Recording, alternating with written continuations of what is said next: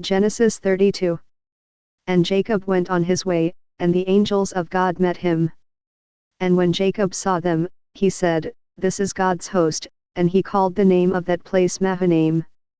And Jacob sent messengers before him to Esau his brother unto the land of Seir, the country of Edom. And he commanded them, saying, Thus shall ye speak unto my lord Esau, thy servant Jacob saith thus, I have sojourned with Laban, and stayed there until now. And I have oxen, and asses, flocks, and men servants, and women servants, and I have sent to tell my lord, that I may find grace in thy sight. And the messengers returned to Jacob, saying, We came to thy brother Esau, and also he cometh to meet thee, and 400 men with him.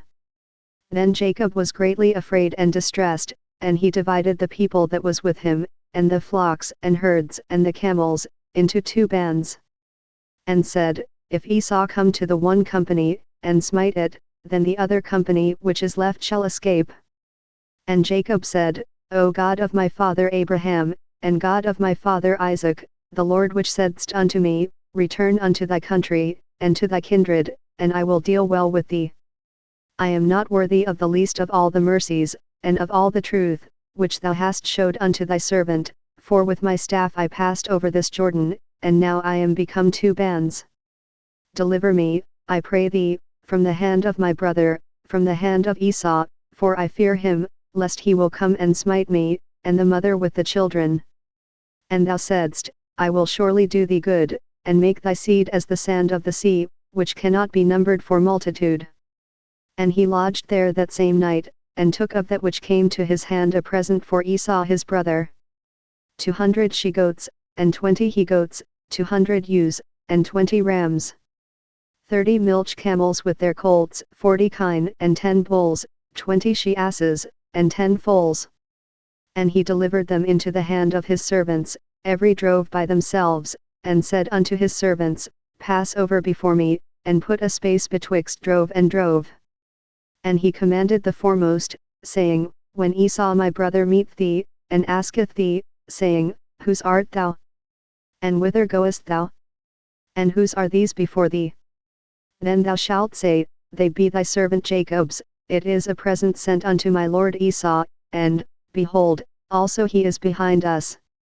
And so commanded he the second, and the third, and all that followed the droves, saying, On this manner shall ye speak unto Esau, when ye find him. And say ye moreover, Behold, thy servant Jacob is behind us. For he said, I will appease him with the present that goeth before me, and afterward I will see his face, peradventure he will accept of me. So went the present over before him, and himself lodged that night in the company. And he rose up that night, and took his 2 wives, and his 2 women servants, and his 11 sons, and passed over the ford Jabbok. And he took them, and sent them over the brook, and sent over that he had. And Jacob was left alone, and there wrestled a man with him until the breaking of the day. And when he saw that he prevailed not against him, he touched the hollow of his thigh, and the hollow of Jacob's thigh was out of joint, as he wrestled with him. And he said, Let me go, for the day breaketh. And he said, I will not let thee go, except thou bless me. And he said unto him, What is thy name? And he said, Jacob. And he said, Thy name shall be called no more Jacob, but Israel, for as a prince hast thou power with God and with men, and hast prevailed. And Jacob asked him, and said, Tell me, I pray thee, thy name. And he said, Wherefore is it that thou dost ask after my name? And he blessed him there. And Jacob called the name of the place Peniel, for I have seen God face to face, and my life is preserved.